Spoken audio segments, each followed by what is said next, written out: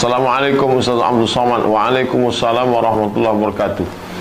Apakah wajar kita kesal kalau misalkan ada orang sebut kita fanatik, padahal hanya bermaksud menyebarkan kebenaran dan bukti kebenaran? Kita menyebarkan kebenaran, lalu orang menuduh kita fanatik. Kita memakai hijab di tengah orang yang tidak mau pakai hijab, kita disuruh fanatik. Kita tidak mau pacaran di tengah komunitas anak muda gaul, dituduh fanatik, ekstrim, terlalu beragama, macam-macam. Oleh sebab itu maka kenali kebenaran yang menjadi standar itu kebenaran. Kenali bahwa 1 meter itu adalah 100 cm, sehingga seluruh orang berkata bahwa yang 99 ini 1 meter. Tidak ada standar kebenaran. Kalau sudah pegang standar itu, berpeganglah. Benar kata Allah, benar kata Rasulullah, benar kepada kata kiai, alim ulama, guru, syekh, maka peganglah kebenaran itu. Nanti sampai masanya di akhir zaman, orang-orang beriman itu kalmasi alal jamri, seperti orang yang memegang bara api, terbakar tangannya. Hari ini anak-anak muda terbakar telinganya, terbakar hatinya, terbakar perasaannya, dituduh fanatik, dituduh ekstrim, dituduh macam-macam. Ini bagian dari jihad. Wallahu a'lam bishawab. Assalamualaikum Ustaz. Waalaikumsalam warahmatullahi wabarakatuh. Ada yang mau saya tanyakan mengenai orang yang sudah semasa hidupnya meninggalkan sholat selama 1 tahun. Andai kata ahli waris, apakah ahli warisnya bertanggung jawab membayarkan dengan hartanya? Tidak. Orang yang meninggal dunia, maka Allah maghfir lahu warhamhu wa'afihi wa'fu anhu. Adapun sholatnya yang tinggal itu tidak diqadha oleh orang yang hidup, tidak digantikan dengan sholat, tidak digantikan dengan apapun. Yang diganti itu puasa. Man mata, siapa yang meninggal dunia, wa alaihi siyamun, dia punya hutang puasa, sama anhu waliyuhu, maka ahli warisnya menggantikan puasa. Wallahu a'lam. Ustaz, saya sering mendengar perkataan orang, kalau sholat di atas bumi, di bawah kolong langit, maka sholat kita tidak sah. Apa makna dari kalimat tersebut? Mohon pencerahannya Ustaz. Sholatnya di atas bumi, di bawah kolong langit, maka tidak sah. Maka semua orang yang sholat di dunia ini sekarang tak ada yang sah, karena sholatnya di atas bumi, di bawah kolong langit. Kalau dipahami secara tekstual, tapi sebenarnya ini adalah kata-kata kiasan. Kalau orang yang sholat itu masih memikirkan segala peristiwa yang terjadi di muka bumi, di bawah kolong langit ini, maka sholatnya tidak sah, tidak diterima Allah Subhanahu wa taala. Itu dia katakan Allah, fawailul lil musallin. Celakalah orang yang salat. Siapa itu? Alladzina hum an salatihim. Alladzina hum, orang-orang yang mereka itu dalam salat mereka sahun, lupa, lalai, memikirkan yang ada di atas tanah, yang ada di bawah kolong langit. Ini sebenarnya kata-kata kiasan. Maknanya khusyuklah dalam salat, menjaga kekhusyuan. Wallahu a'lam. Assalamualaikum Pak Ustaz. Waalaikumsalam warahmatullahi wabarakatuh. Saya mau minta pendapat Pak Ustaz. Saya punya suami tapi kurang cocok sama orang tua saya. Apa yang harus saya lakukan? Innama huwa jannatuki wa naruki. Suamimu itu adalah surgamu dan dia juga bisa menjadi nerakamu. Wahai para perempuan, suamimu bisa menjadi surgamu, suamimu bisa menjadi nerakamu. Lau kuntu amiran ahadan, seandainya aku, kata Nabi SAW, boleh memerintahkan seseorang ala ayyasjuda ala ahadin, seandainya boleh manusia itu sujud kepada manusia, maka aku perintahkan seorang istri untuk bersujud kepada suaminya. Begitulah. Ayyuma mra'atin matat, kalau ada perempuan yang mati meninggal dunia, wa zawjuha radin, dan suaminya ridha kepadanya, dalam keadaan senang hati, dalam keadaan ridha, maka dia masuk ke dalam surga Allah. Begitulah hebatnya seorang suami. Suami yang bagaimana? Suami yang taat kepada Allah, suami yang mengamalkan sunnah Rasulullah, sallallahu alaihi wasallam. Oleh sebab itu kalau suami ini baik, maka tidak akan mungkin dia memerintahkan perempuan untuk melawan ayah ibu perempuan tersebut. Wallahu a'lam. Ustaz mau tanya, dosakah seorang istri bersodakoh dengan uang penghasilannya sendiri? Ada yang perlu diluruskan. Seorang laki-laki menikah dengan perempuan, laki-laki punya harta, perempuan punya harta. Bukan berarti hartanya menjadi satu. Apa beda harta laki-laki dengan harta perempuan? Di dalam harta laki-laki itu ada milik perempuan. Apa itu? Nafkah.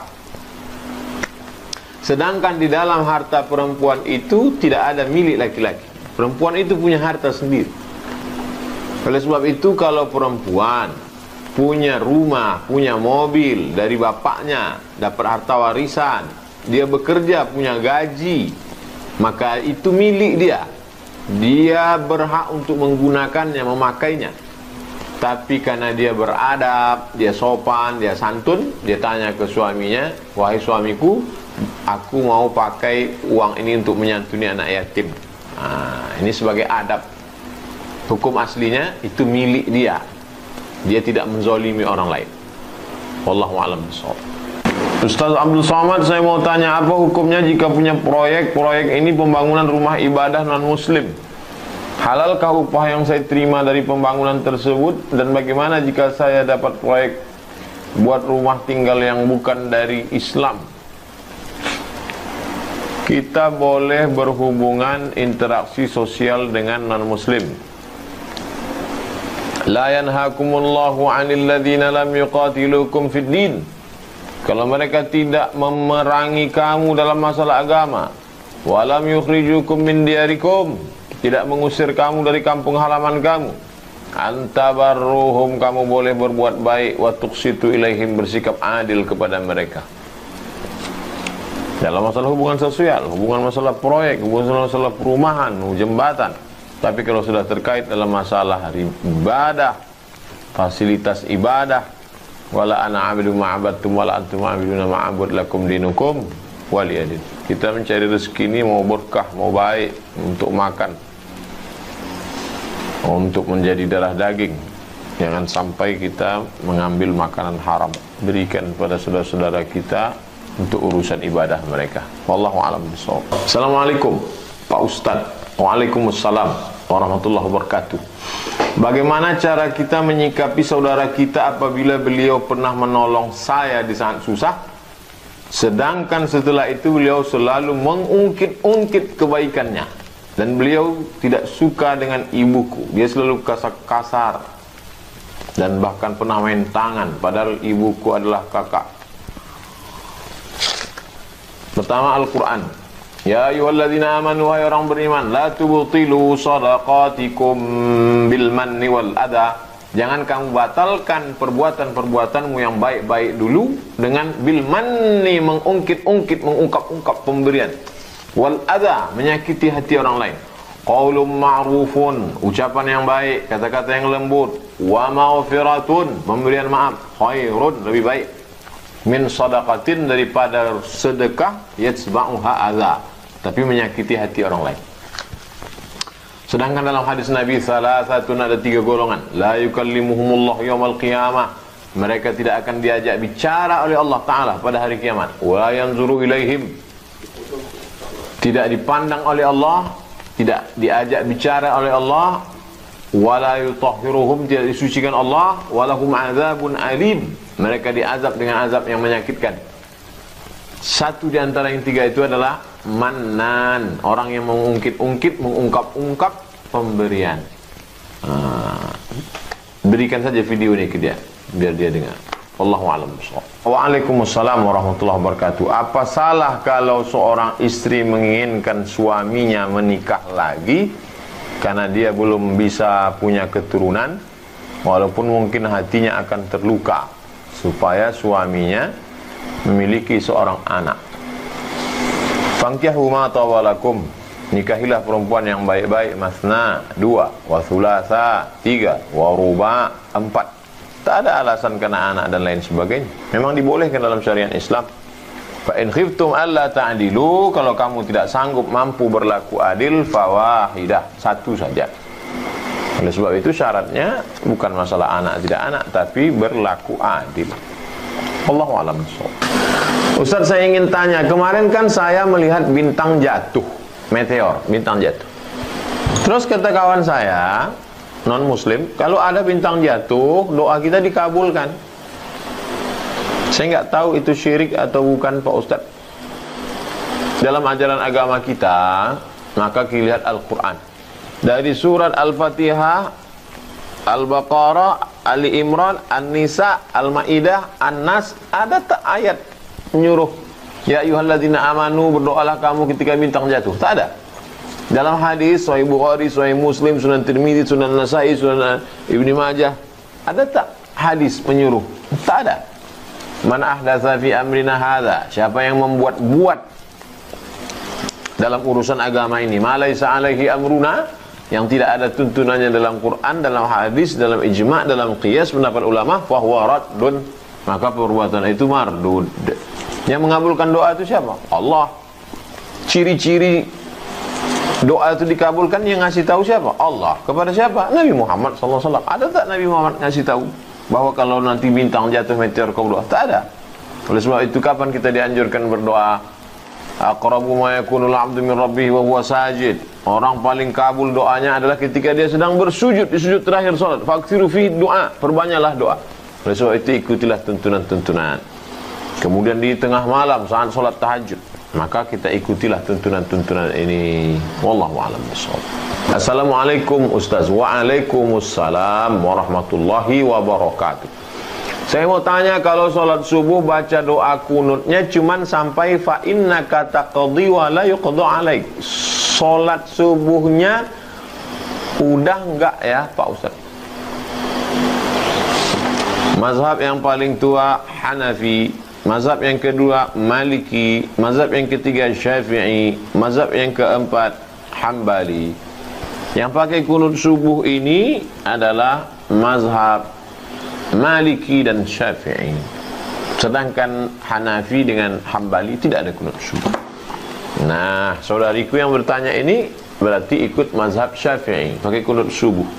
Allahumma hdini fiman hadait, wa afini fiman afait, wa tawallani fiman tawallait, wa barik li fima atait. Fa innaka taqdi wa la yuqda alaik, wa innahu la yadhillu man walait, wa la ya'azzu man adait. Tabaraka rabbana wa ta'ala, falakal hamdu ala ma qadait. Nastaghfiruka wa natubu ilaik. Wa sallallahu ala sayyidina Muhammadin nabiyil ummi wa ala alihi wa sahbihi wa baraka wa sallam. Baik, sampai ujung. Andai tidak hafal, maka doa itu sudah disebut dengan qunut. Qunut artinya tegak berdiri. Wa kunu ma'al qanitin. Hendaklah kamu bersama orang-orang yang tegak berdiri bermunajat kepada Allah Subhanahu wa taala. Jadi paling bagus, afdalnya dihafal. Andai tidak, maka doa yang dapat kita panjatkan kepada Allah Subhanahu wa taala. Wallahu a'lam bishawab. Hukum orang autis dalam beribadah itu gimana Pak Ustaz? Autis ini banyak jenisnya. Tapi secara umum, kalau dia tidak berakal, maka tidak cukup syarat. Karena syarat solat baligh berakal, puasa baligh berakal, haji baligh berakal mampu. Dia baligh, umurnya sampai 15, 16, 20, tapi tidak berakal. Oleh sebab itu maka tidak cukup syarat untuk menjadi mukallaf. Mukallaf orang yang dibebani hukum. Tapi kita tetap ajar. Alhamdulillah saya berikan tausiah di sekolah khusus autis. Bapak-bapak, ibu-ibu yang anaknya diberikan Allah keistimewaan ini, mereka adalah tamu-tamu yang tidak akan dihisap pada hari akhirat. Mereka adalah orang-orang yang jauh lebih mulia daripada kita. Bersabarlah. Innama yuwaffas sabiruna ajrahum bighairi hisab. Yang paling besar pahala tanpa hitung, unlimited, adalah sabar. Tetap jaga mereka, ajarkan mereka sholat. Mereka tidak wajib melaksanakan kewajiban-kewajiban. Wallahu a'lam bishawab. Assalamualaikum Pak Ustaz. Waalaikumsalam warahmatullahi wabarakatuh. Saya mau tanya, saya punya luka di bagian kaki. Luka ini bernanah. Ketika saya sholat, apakah sholat saya sah kalau keluar nanah dari luka tersebut? Maka ini pembahasannya hukum apakah nanah itu najis atau tidak. Oleh sebab itu maka mayoritas jumhur ulama mengatakan ketika kita luka, yang pertama kali keluar adalah darah, setelah itu muncul cairan yang disebut dengan sodid, kemudian setelah itu dia menguning menjadi nanah, disebut dengan qaih. Maka cairan nanah itu adalah najis. Oleh sebab itu maka dibersihkan, dikeringkan, setelah itu barulah sholat. Anda yang keluar saat sholat sedikit, ma'afuan, dimaafkan, diampunkan. Kalau ada ustaz yang mengatakan cairan dan nanah itu tidak najis, maka dia mengambil pendapat Imam Ibnu Taimiyah. Adapun mayoritas jumhur ulama mengatakan bahwa cairan nanah yang keluar itu adalah najis. Kalau terkena ke kain, maka mesti dicuci, dibersihkan. Dalil ulama, a'udzubillahi minasyaitonirrajim, wa yuharrimu alaihimul khaba'ith, diharamkan kepada mereka, bagi mereka yang menjijikkan. Maka nanah cairan itu menjijikkan. Wallahu a'lam bishawab. Mau nanya Pak Ustadz, bagaimana bisa ada orang kafir dan Yahudi? Kenapa bisa ada ini? Sedangkan orang pertama di bumi ini kan Nabi Adam alaihissalam. Adam punya anak yang masyhur kita kenal dalam riwayat Qabil Habil, walaupun banyak anak-anak yang lain. Lalu kemudian setelah itu masa Idris, Adam, Idris, Nuh. Pada masa zaman Nabi Nuh alaihissalam datang banjir bandang.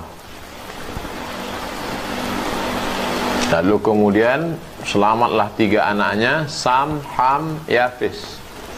Bisa dilihat kisah ini dalam kitab Al-Bidayah wan Nihayah, ditulis oleh Imam Abul Fida Ismail Ibnu Katsir, tarikh sejarah. Lalu kemudian setelah Nabi Nuh alaihissalam meninggal dunia, mulailah umat Nabi Nuh ini rindu kepada Nabi Nuh. Dibuatlah patung. Patung anak cucu Nabi Nuh itu menjadi orang-orang soleh, orang-orang baik, namanya Wad, Suwa, Ya'uth, Ya'uq. Lalu kemudian mereka rindu kepada Wad, Suwa, Ya'uth, Ya'uq. Ini dibuatlah patungnya. Belum acara sembah menyembah, tak ada nyembah, hanya sekedar rindu saja. Generasi pertama, generasi kedua mulai meminta, generasi ketiga mulai menyembah. Inilah awal muncul kekafiran. Begitu ajaran Nabi yang lama itu hilang, datang Nabi yang baru menghidupkan lagi. Rasul diutus Allah Subhanahu wa taala menghidupkan akidah la ilaha illallah. Kemudian Nuh Rasulullah, la ilaha illallah. Ibrahim Rasulullah, la ilaha illallah. Musa Rasulullah. Nah, inilah asal usul kekufuran muncul. Lalu Yahudi ini datangnya dari mana? Nabi Ibrahim alaihissalam punya anak namanya Ishak. Ishak punya anak namanya Yakub. Yakub punya nama satu lagi, nama Yakub adalah Israel. Maka cucu cicit anak keturunan Yakub disebut dengan Bani Israel. Lalu kemudian Yakub punya anak namanya Yusuf. Yusuf punya saudara laki-laki namanya Yahuza. Cucu cicit keturunan Yahuza disebut dengan Yahudi. Maka setiap Yahudi adalah Israel. Setiap Israel adalah Yahudi, tapi tidak setiap Yahudi adalah Israel. Inilah asal usul keturunan. Wallahu